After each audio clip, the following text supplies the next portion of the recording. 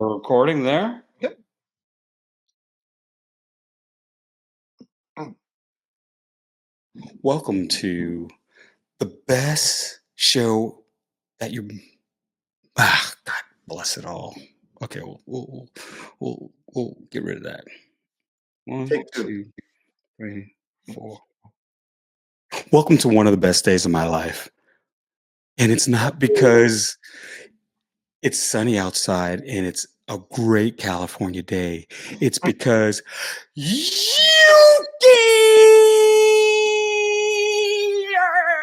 Arigato. Arigato. has finally come to Oracle Redbull Racing like he should have been last year. Like he should have been. We got Scott, we got Red Bull prayer merch on today, and we are going to have a Yuki Love Fest here at Yeah, America F1. America F1. It's a golden run. America F1. Yeah. Scott, it's the best day ever. You know, this day should have happened at the beginning of the season.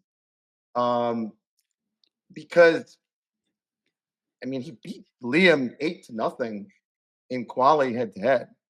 But how it happened, we'll talk about. No team should throw out a driver after 2 race weekends.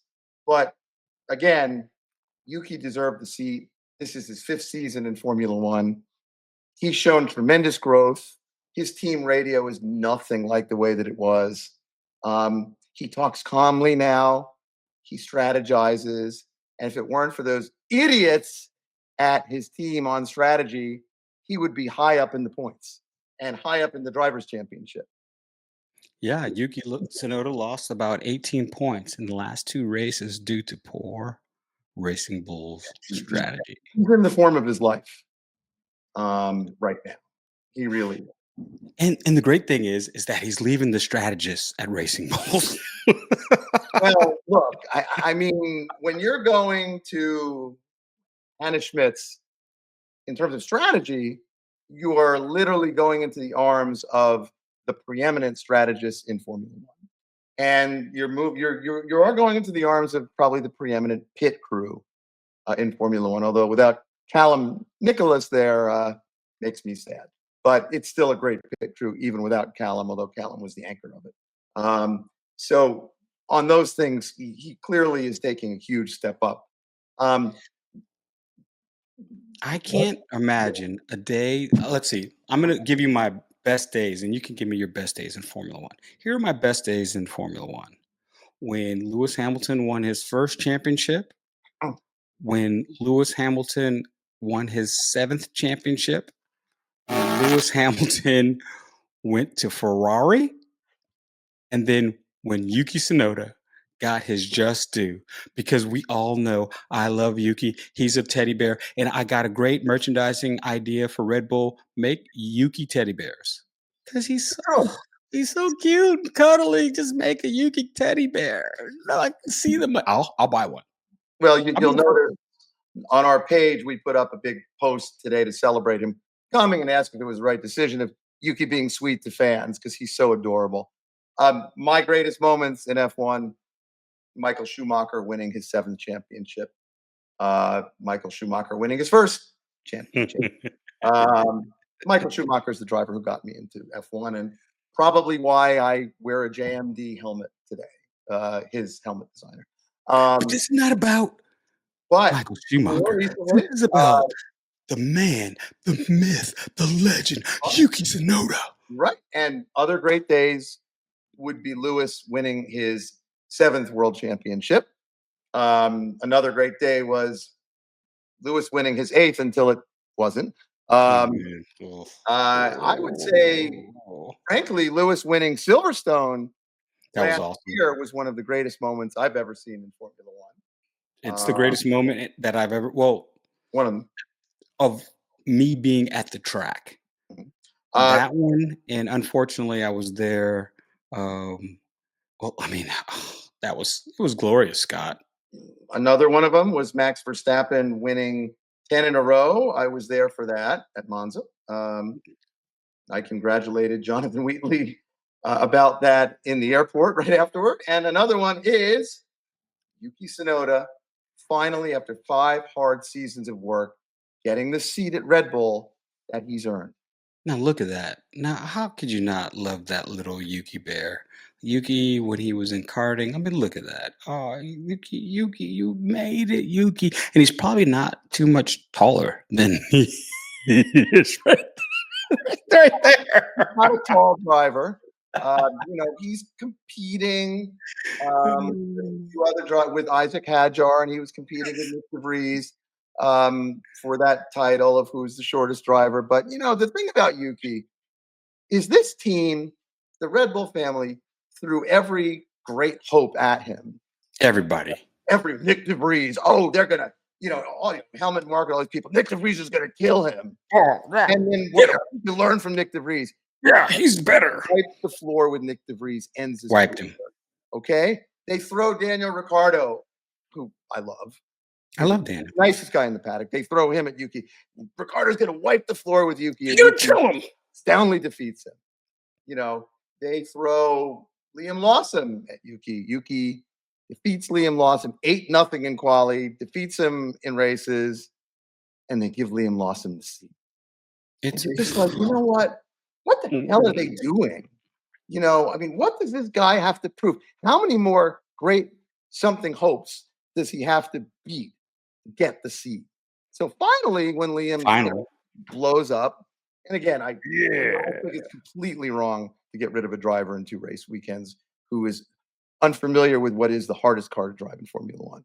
Yeah, let's get into 2 parts of this. One, the Yuki part is, I don't know, are they really going to support him? They've shown so much disdain, so much disrespect to the Yuki bear.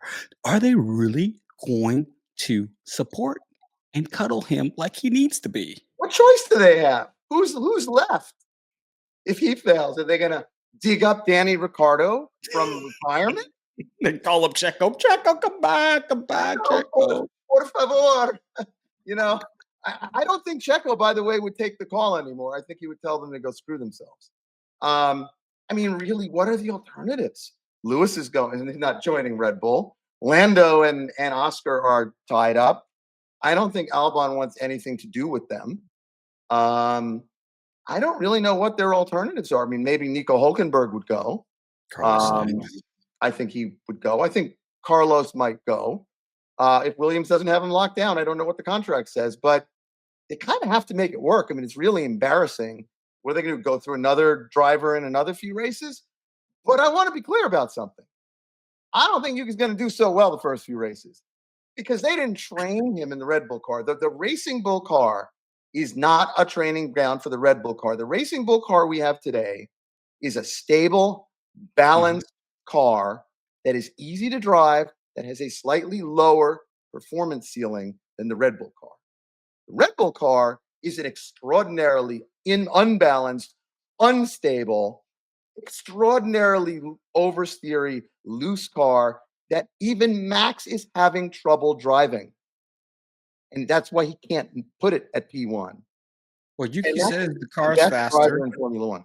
And they asked Yuki about that. They said, well, do you mind going to Red Bull? And he says, yeah, the car's faster. So he just wants to show up in the blue, in the red, in Japan with all of his fans in Tokyo, because they do on Wednesday, they have like the street track and they do this donuts. They come out and say hi to everybody. And he wants to be, and they said how much money it's going to be, like lots of money for Honda. And it's reported that before the season, Honda had they already paid $10 million for Yuki to be in the car. Correct. It's reported that they offered another $10 million to put Yuki in the seat before the season. This is what Kylam is reporting. And they said no.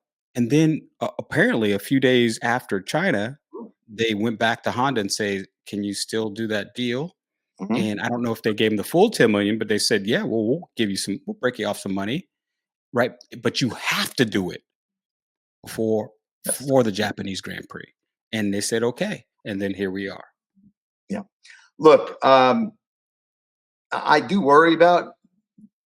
I really hope the expectations that Yuki are that he's not going to come in and be within 10th max. Yuki has no training in this car. The only reason that Yuki has even one training day, one test day in the old Red Bull car, last year's car, is because Honda insisted on it. That's the only reason Yuki has even one day in any Red Bull car. Yuki Tsunoda has one day in modern ground effect Red Bull machinery.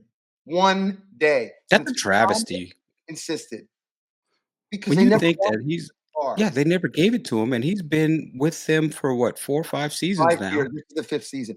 Yuki And is the they last never man tested standing. him. Can No, you because believe they that? didn't want him in the seat. He's the last man standing. So I want to be clear about this. The expectations about his performance initially have to be realistic. He's had no preseason testing, no testing in this car at all. And it's not a sweet part to drive. Ollie Behrman came in last year, plunked right into the SF-23, whatever, in Saudi Arabia, and was able to go P7. But that was an easy to drive, sweet handling, good car. The Red Bull car is a freaking evil system. It's a bad car. It's gonna be if Liam Lawson gets into this racing bulls Mhm. and out qualifies Yuki, it's gonna be good for Liam, but bad for Yuki, or is it just what we should This expect? happened all the time. Remember when they busted back Pierre Gasly and put him in AlphaTauri and promoted Alex Albon? Remember this? What happened with that head-to-head pairing, especially during not the first half season when Albon was good, but the then full season when Albon was horrific in the Red Bull, when they made the Red Bull very pointy. Well, let's think Mhm. about that. Pierre was a race winner. Pierre scored over, I think, 100 points. Pierre was better than Albon. Albon scored 2 podiums his whole career at Red Bull. And Pierre was frequently faster than Albon in that head-to-head. So, yes, could Liam do something in the Racing Bull versus Yuki in the Red Bull that Liam couldn't do against Yuki, really, when they were at that in the same car, and that is really be a lot better than him? Initially, yeah, I think that very well might happen. It's not that he's a better driver, it's that the Red Bull car is a hunk of junk. Not only is it a hunk of junk, but is Red Bull management the poster boy for bad management, do you think? You know, I want to be fair to them. Christian Horner and Helmut Marko took a team that was nothing and nowhere and made it into one of the most successful teams in modern F1 history. So give credit where credit is due. But the inability on their part to design a car that 2 drivers can drive is shocking. And the unwillingness to recognize that they have a car that no one but Max can drive, and instead lashing out and blowing up the career of driver after driver after driver after driver, instead of making that second car a little easier to drive so that a mere mortal can drive it, is a failure of management. I mean, they sit here and shelled out a reported about $20 million to terminate Checo's contract to get rid of him. When you look back and now you see, was it really Checo being washed, or was it a car that no one can drive? Because when the car was more drivable, Checo was P2 in the championship. He was winning races. Did he really lose all of his skills, or did the car move so far away from him that he couldn't handle it? And you look back in hindsight and you're like, maybe it really was Now, the car. do you think this has to do with a lot of hubris? Because it seems like Christian Horner thinks a lot of himself. And to Yeah. say that, I'm just being a little bit, he thinks of himself just a little bit. Do you think him acknowledging that they've done such a horrible job with that second car would be a reflection on him and his management skills? Him not acknowledging a problem is worse. It's sort of like an alcoholic or a drug addict who doesn't acknowledge they have an addiction. Those are the people who die. The people who don't go to Mm. And by contrast, you see a leader like Toto who gets up and says, "We've designed a crap car. I take responsibility. I admit it. Lewis, the car is bad, but drive it." You We know, I that was Toto's response to their mistake when when you they see designed. what Liam had to say about Yuki, does that make you like him or hate him, or does that make you think, well, this guy's trying to be the bad guy, but he can't back it up? Look, this is someone who was fighting for his seat. So that kind of a comment is not unsurprising for a driver who's fighting for his seat. Of course, he lost the fight. Of course, from a racing standpoint, if you're going to talk about, well, I beat this person in junior categories, well, that's very nice. If that's the case, Alex Albon, who was the greatest karter in history, just about, should be a 5-time world champion or a 7-time world champion by now. And yeah, it's great that Liam says he beat Yuki in some of the junior categories, but let's look at Formula One. Yuki was better than he was in Yuki's Formula One, better. and Yuki's better. that's the pinnacle of motorsport. Yeah. Not the junior formula. So yeah, Liam was an awesome DTM driver. He was an awesome super formula driver. He was a really good F2 driver. I agree with him. But that ain't F1. F1 is where rubber hits Yes. the road. It's the pinnacle of Yeah. motorsport. It's the And pinnacle. Yuki's been better. Yuki's been better. Yuki's been better than everybody they've thrown at him. All of And those great blank hopes. and And he's yet finally getting his chance to show what he can do. I think it's going to take a couple races for him to get used to, and I hope they tone down the car to more neutral. And since they got money from Honda, use some of that money to actually do that with the car. Maybe we don't know, but maybe Honda said, if we give you this money, this is what you have to do. Like you have to tune down this car. Maybe they said that. I mean, Max, that's from what the reports say, that's Max's position. Max didn't want the switch either because he felt it was unfair to Liam after 2 races. Then it was unfair to Yuki because the car is basically undrivable. And Max felt rather than playing driver musical chairs, let's fix the car. Mm. And I really think the more time goes on, you're seeing a situation, as I said in sort of my own rant that I did, that Red Bull is getting to a position where they're really more and more edging to the precipice of losing the greatest driver in Formula One today, Maximilian Verstappen. That's a good segue to remember for everybody to like, subscribe, and hit the bell notification for our channel so you can be notified when we have a new episode of America F1 Up.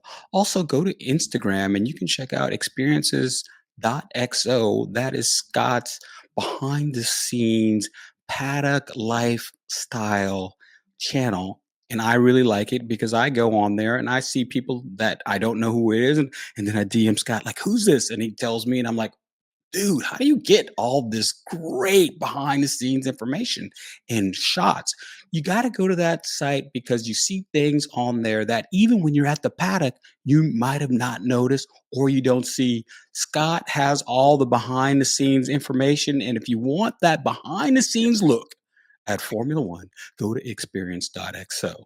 Now, having I said give my wife a lot of credit, who takes at least half the videos and the pictures, and she focuses on the back of the paddock where the drivers and the wags are. I'm more of a racing nut, so I focus on more the front. But we pretty much spend the entire race weekend taking little pictures and videos on iPhones, and then the real challenge is processing it all and editing it. And even today, we still find shots from last season that were interesting that never made it on because we have thousands of videos. right, and we actually play some of those clips on our channel Yes. because you can't get them from anywhere else. So, you know, I love we giving appreciate. term for America F1.